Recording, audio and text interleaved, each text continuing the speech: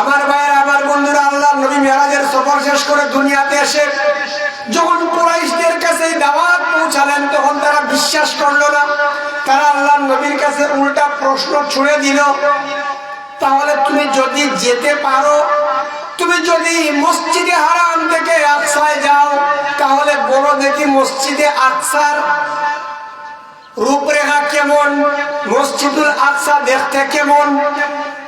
আচ্ছা বলেন দেখি, আপনারা এই মাহফিল কমিটিতে কতজন লোক আছেন আমি জানি না। স্বেচ্ছাসেবক ভাইরা দিন রাত পরিশ্রম করে কষ্ট করে এত বিশাল প্যান্ডেল স্টেজ আপনারা ব্যবস্থা করেছেন। আর শ্রোতা যারা আসবে, এরা যদি এসে বলে স্টেজের পিছনে কাপড় সাদা, সুন্দর সুন্দর ফুল, মাইক 5টা, মাইক্রোফোন 10টা, হুজুরের পরনে খুব সুন্দর জামা, এগুলা দেখার জন্য যদি আসে, তাহলে তার ওয়াজ শোনার নিয়তে আসা হলো না এগুলা দেখার নিয়তে আসা হলো? রাসূলুল্লাহ সাল্লাল্লাহু আলাইহি ওয়াসাল্লাম বলেন, আমি তো মসজিদে আকসা কেমন তা দেখতে যাই নাই। আল্লাহ তাআলা আমাকে নবুয়তের মিশন নিয়ে দুনিয়া থেকে আরশে আজিমে দাওয়াত করে নিয়ে গেছেন। আবু জাহেল বলল, কুরাইশরা বলল, তাহলে তুমি মিথ্যা কথা বলতেছো। নাউজুবিল্লাহ।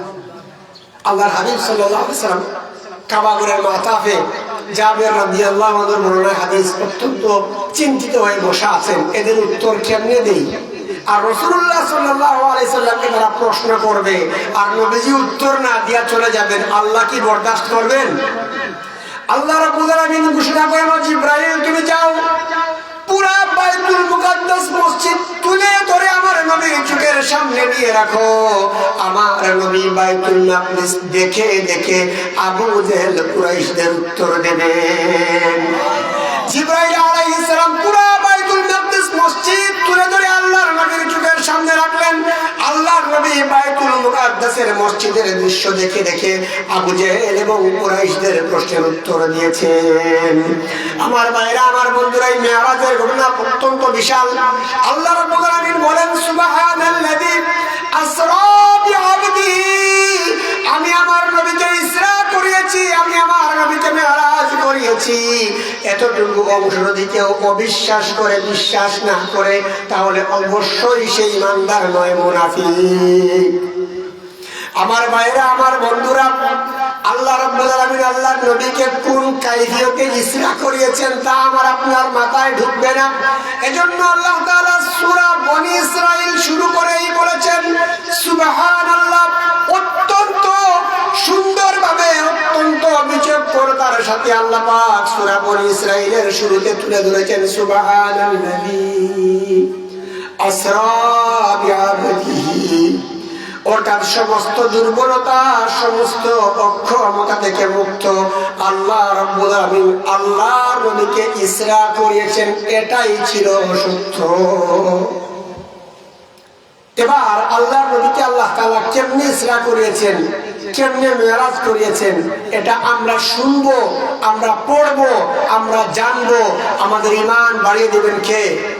আরো যদি বলেন কে? আল্লাহ। একটা ছোট উদাহরণ দেই, জাগতিক উদাহরণ। আল্লাহ তাআলা হাবিবকে কেমনে মেরাজ করেছেন এটা আল্লাহই ভালো জানেন। আমরা শুনলাম, মানলাম, বিশ্বাস করলাম। আহলে সুন্নাত ওয়াল জামাতের আকীদা এটাই। এটা ছোট উদাহরণ দেই। যেমন আপনাদের এই পুরানগাঁও মোল্লাবাড়িতে বাংলাদেশের রাষ্ট্রপতি আসবেন। এবং রাষ্ট্রপতি যদি আসেন তাহলে ভিআইপি প্রটোকল থাকে। একেবারে কামালবাজার স্ট্যান্ড থেকে নিয়ে শুরু করে পুরানগাঁও পর্যন্ত সকল যান চলাচল বন্ধ করা হবে। রাষ্ট্রপতি যখন এখান থেকে চলে যাবেন তখন আবার যান চলাচল স্বাভাবিক করে দেওয়া হবে। দুনিয়ার সামান্য রাষ্ট্রপতির জন্য যদি এত বিশাল আয়োজন হয়, তাহলে আকাশের নিচে জমিনের উপরে আল্লাহ রাব্বুল আলামিনের সর্বশ্রেষ্ঠ মেহমান জনাবে মুহাম্মদুর রাসূলুল্লাহ সাল্লাল্লাহু আলাইহি ওয়াসাল্লাম, এই মেহমান আল্লাহর দরবারে যাবেন। আল্লাহ যদি হুকুম করে থাকেন, আকাশের গতি, বাতাসের গতি, চন্দ্রের গতি, সূর্যের গতি, আহ্নিক গতি, বার্ষিক গতি, রাত ৩টা ৪৫ 10 সেকেন্ড এখন সমস্ত গতিবিধি স্তব্ধ হয়ে যায়। আমার নবী আমার দরবার থেকে যখন দুনিয়ায় ফিরে যাবেন, ঠিক ৩টা ৪৫ 11 সেকেন্ড থেকে শুরু হয়ে যাবে। আল্লাহ যদি এরকম চান তাহলে সম্ভব না অসম্ভব? আল্লাহ যদি 1 সেকেন্ডের জন্য রাত্রিবেলা সমস্ত গতিবিধি বন্ধ করে বলেন ঘড়ির ঘন্টা আর চলবে না, আমার নবী যখন আমার দরবার থেকে ফিরে চলে যাবেন তখন ঘড়ির ঘন্টা আবার শুরু হবে, অবশ্যই আল্লাহর পক্ষে সম্ভব। আমি একটা ছোট্ট উদাহরণ দিলাম, কিন্তু আল্লাহ পাক আল্লাহর নবীকে কেমনে কোন কায়ফিয়তে কোন কায়নাতে মেরাজ করিয়েছেন